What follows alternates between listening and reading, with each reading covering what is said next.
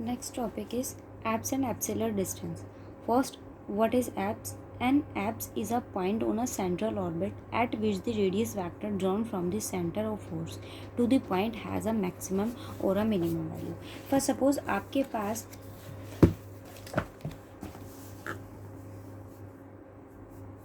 क्या लिया मैंने, ये कोई भी एक इनिशियल एक्सिस है आपके पास ओ एक्स, और आपके पास पार्टिकल कुछ ऐसे मूव करता है. ओके, पी मैंने क्या ले लिया, पार्टिकल की एक पोजीशन ली है. ओपी वेक्टर आपके पास यहाँ क्या है, आर वेक्टर है. सो सपोज अगर आप पार्टिकल की कोई भी पोजीशन लेते हो, यहाँ मैंने क्या लिया है, पी लिया है, और सपोज ये आपके पास कोई क्यू पोजीशन है, पार्टिकल की न्यू पोजीशन है. अगर यहाँ टाइमिंग टी है तो ये आपके पास क्या होगा, डेल्टा टाइमिंग होगी. सो एप्स आपके पास क्या होता है, एप्स आपके पास वो होता है कि जो भी रेडियस वेक्टर की अगर मैं बात करूँ, जो भी वेक्टर आपके पास यहाँ काम करता है किसके अलोंग, ये आपके पास क्या है, सेंटर ऑफ फोर्स है, और ये आपके पास फिक्स्ड एक्सिस है. तो इस पॉइंट पर अगर आपके पास वो मैक्सिमम या मिनिमम वैल्यू फॉर्म करे तो वो आपके पास क्या होता है, एप्स होता है.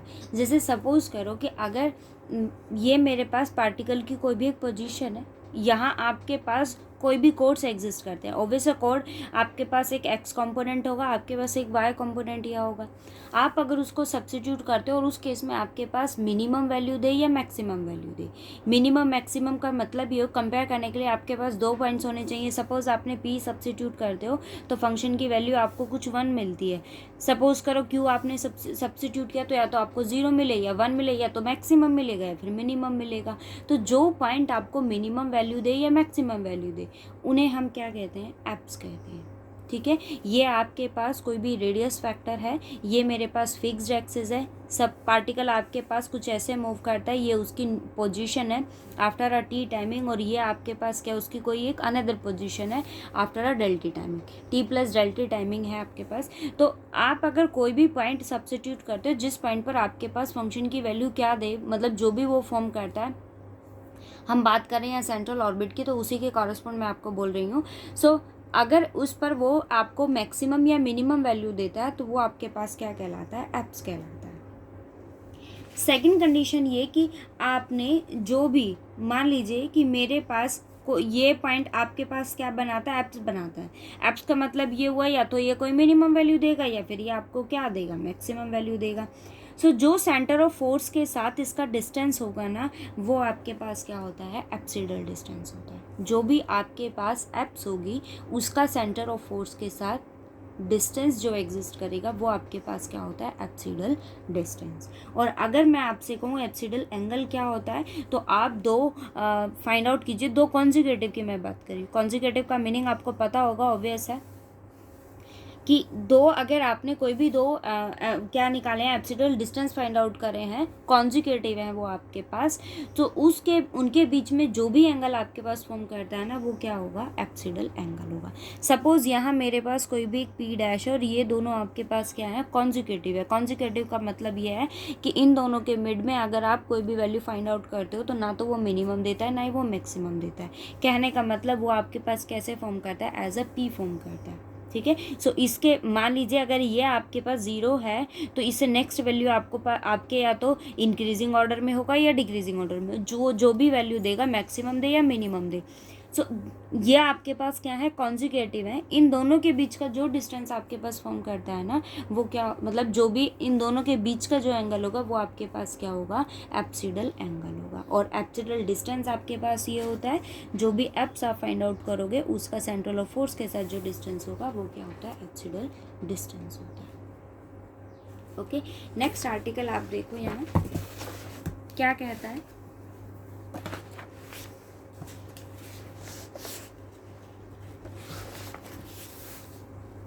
At an apse, the particle moves at a right angle to the radius vector. उसने क्या कहा, at an apse, किसी एप्स की बात कर रहा है वो. सो एप्स से एक आपके पास, आपके माइंड में एक कंडीशन क्लिक होनी चाहिए कि अगर वो एप्स की बात कर रहा है तो उस पॉइंट पर फंक्शन के पास या तो मैक्सिमम वैल्यू होगी या क्या होगी, मिनिमम वैल्यू होगी. एप्स है तो इसका मतलब आपके पास क्या हुआ कि एप्स है तो इसका मतलब ये हुआ ना कि फंक्शन के सेंट्रल ऑर्बिट की हम बात कर रहे हैं, तो यहाँ आपके पास में क्या एग्जिस्ट करेगा, या तो मैक्सिमम वैल्यू होगी या मिनिमम वैल्यू होगी। फर्स्ट कंडीशन आपके पास क्या होती है कि आर को हम क्या सब्स्टिट्यूट करते हैं 1/u, या फिर u आपके पास किसके इक्वल होता है 1/r के। देखो क्या कहता है, the particle moves at right angle to the radius vector. वो क्या कहता है, आपको ये बताना है कि पार्टिकल जो है वो मूव करेगा eight a right angle of the radius vector. अब सपोज मेरे पास यहाँ रेडियस वेक्टर क्या लिया है मैंने, आर है आपके पास, यू की वैल्यू आपके पास क्या हुई 1/r। अब आप एक चीज़ ये देखो कि अगर यू आपके पास, u की वैल्यू मेरे पास क्या है 1/r, और ये आपके पास क्या है एप्स है, इट मीन्स इसके पास या तो मैक्सिमम वैल्यू एग्जिस्ट करेगी या फिर क्या होगा मिनिमम वैल्यू एग्जिस्ट करेगी। कोई फंक्शन अगर आपके पास मिनिमम या मैक्सिमम वैल्यू रखता है, इट मीन्स आपके पास ये कंडीशन होगी ना कि वो कोई ना कोई कांस्टेंट वैल्यू आपके पास फॉर्म करता है, ठीक है। अब आप ये देखो कि या तो फंक्शन आपको मिनिमम वैल्यू दे रहा है या फिर वो क्या देगा मैक्सिमम वैल्यू देगा। सो उस केस में क्योंकि ये क्या है एप्स है, सो उस केस में आपके पास du/d क्या हो जाएगा 0 फॉर्म कर जाएगा। ओके, du/d की वैल्यू आपके पास क्या हो गई 0। और कर्व की अगर हम बात करें तो उस केस में आपके पास डिफरेंशियल इक्वेशन क्या होती है 1/p² equals to u² plus du/d whole square. ये वैल्यू आपके पास होती है, बट du/d आपके पास क्या है 0 है। अब मैंने यहाँ क्या ले लिया कि p आपके पास क्या है लेंथ ऑफ द परपेंडिकुलर। मैंने p को क्या चूज करा है कि ये आपके पास क्या है लेंथ ऑफ परपेंडिकुलर है। So it means 1/p² equals to u² because of du/d is equals to 0। अब आप एक चीज़ ये देखो कि ये तो आपके पास फॉर्म कर जाएगा 1/r² because value of u is 1/r। अब आप एक चीज़ ये देखो कि मेरे जो मैंने p लेंथ ली है वो किसकी है परपेंडिकुलर की है। फ्रॉम द ओरिजिन से आपने क्या किया एक टेंजेंट ड्रॉ किया है, ठीक है। एक टेंजेंट अगर आप ड्रॉ करते हो तो ये कुछ ट्रायंगल फॉर्म आपको करके देगा। सो इस केस में, और मान लीजिए मेरे जो एंगल लिया है वो आपके पास क्या है फाई है। सो इस केस में आपके पास साइन फाई की वैल्यू क्या हो जाएगी, हम क्या लेते हैं परपेंडिकुलर बाय हाइपोटेनियस। सो आपके पास परपेंडिकुलर डिस्टेंस क्या है p, और ये जो ये पोजीशन वेक्टर मेरे पास क्या है r। सो वैल्यू क्या हो जाएगी p/r। ओके, तो p आपके पास क्या फॉर्म कर गया r साइन फाई। यहाँ से आप ज़रा वैल्यू को फाइंड आउट कीजिए, p किसके इक्वल हो गया r के इक्वल हो गया, सब्स्टिट्यूट करेंगे। So r sine phi equals to r, it means sine phi equals to 1। So phi equals to π/2 क्या आ गया 90 आ गया।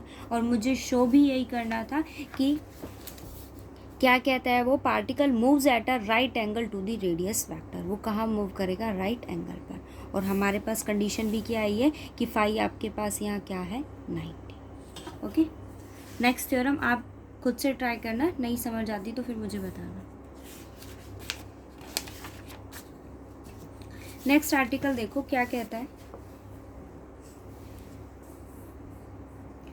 To prove analytically that when the central acceleration varies as sum of powers of the distance। देखो उसने क्या कहा है आपको show करना है एनालिटिकली दैट, क्या शो करना है उसकी कंडीशन देखो। फर्स्ट कंडीशन क्या गिवन है आपको, when the central acceleration varies as some integral power. उसने आपको क्या दिया सम इंटीग्रल पावर दी किसके लिए सेंट्रल एक्सेलरेशन के लिए। सो मैंने क्या ले लिया एफ आपके पास क्या कोई भी सेंट्रल एक्सेलरेशन है, और इंटीग्रल पावर उसने बोला है किसके लिए डिस्टेंस के लिए। सो एफ किसके इक्वल हो जाएगा proportional, F is proportional to R raise to power N. Proportional है so it means F is equals to some multiple of r raised to power n. There are at most two apsical distances। देखो अब apsidal distance show करने के लिए first उसने आपको condition यहाँ क्या गिवन आउट किया है कि f आपके पास प्रोपोर्शनल है किसके r raise to power n। It means you have f equals to r raise to power n। अगर आप क्वेश्चंस को देखो ना अभी तक मेरे अकॉर्डिंग, अगर मैं आपको एक चीज़ ये बताऊं कि आपने 9.1 भी की है, ठीक है। उसके अकॉर्डिंग भी अगर आपने क्वेश्चंस किए होंगे तो आपने देखा होगा कि क्वेश्चन इतने टफ नहीं है, बस एक कंडीशन समझने का है कि स्टेटमेंट में आपको क्या गिवन है। और यहाँ अगर मैं आपसे कहूँ तो यहाँ आपको कुछ नहीं है, सिर्फ एक कंडीशन वो आपको एक्सेलरेशन के लिए गिवन आउट करेगा, उसी कंडीशन के अकॉर्डिंग आपको डिफरेंशियल इक्वेशन का यूज़ करना है और सॉल्यूशन फाइंड आउट करना है, बस। कोई अनदर कंडीशन इसकी कुछ नहीं है। या मुझे ये गिवन था कि एफ आपके पास क्या होगा, lambda raise to power n, मैंने ये कंडीशन ले ली। बट आर आपके पास क्या होता है, 1/u, सब्सिट्यूट करेंगे then F equals to lambda over u raise to power n होगा। ओके, सब्सिट्यूट कर दिया, आप किसके इक्वल हो गए, लैम्डा, और यू की पावर आपके पास क्या हो गई, एन हो गई। और डिफरेंशियल इक्वेशन हमारे पास क्या होती है, H square U plus d2u/d θ² equals to f/u²। ठीक है, अब आप सब्सिट्यूट कीजिए और सॉल्यूशन को फाइंड आउट कर लीजिए। देखो h² u plus d2u/d θ² equals to value of f is lambda u raise to power n। Okay, ये un है into u2, so lambda n plus 2, it means you have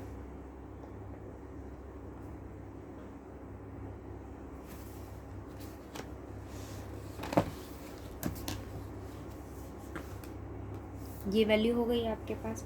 मैंने यहाँ क्या किया, देखो इसको डिफरेंशियल फॉर्म में बनाने के लिए मैंने यहाँ क्या किया, इस इक्वेशन को मल्टीप्लाई किया मैंने 2du/d θ, या फिर आप एक काम कीजिए, लेफ्ट हैंड साइड को मल्टीप्लाई और डिवाइड कर दीजिए किसके साथ, 2du/d θ। सो वैल्यू आपके पास क्या हो जाएगी, 2du/d θ h² u plus d2u/d θ²। Okay, equals to lambda u raise to power -n+2 n2 du/d θ।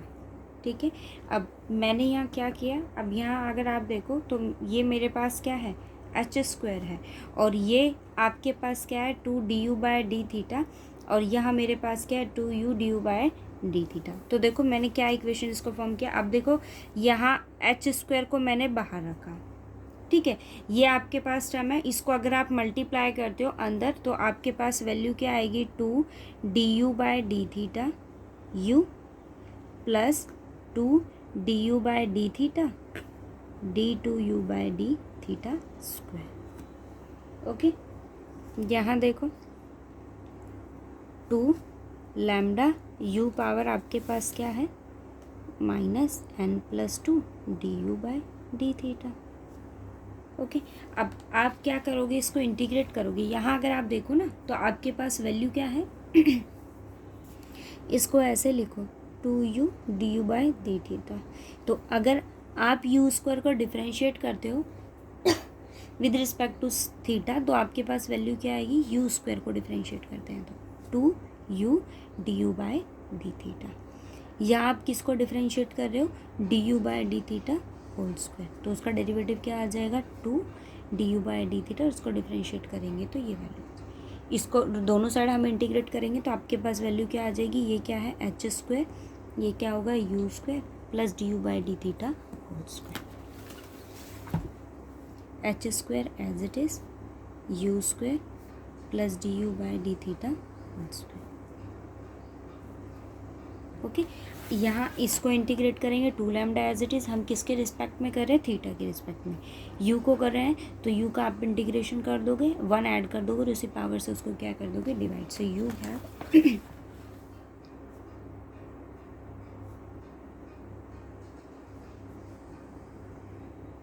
और एक कांस्टेंट हमारे पास यहाँ आ जाएगा, ठीक है।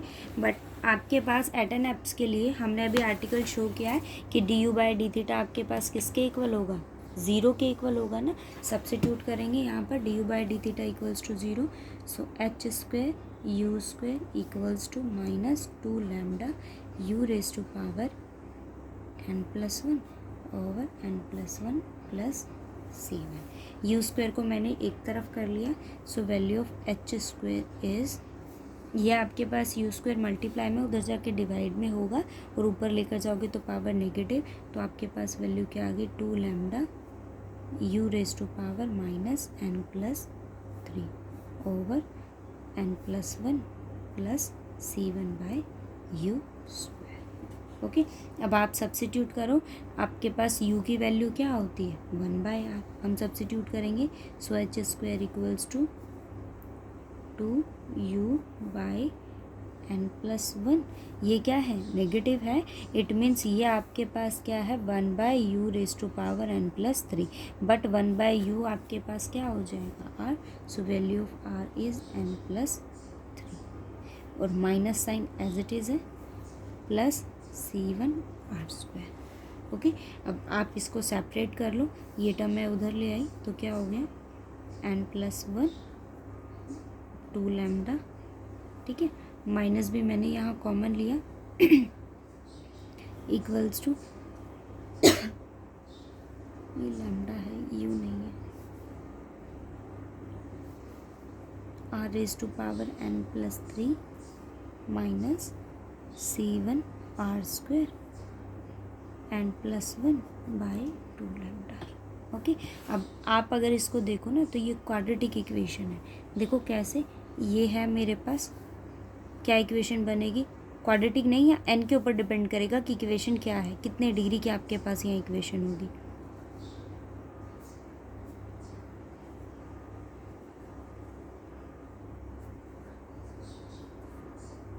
Equal to 0।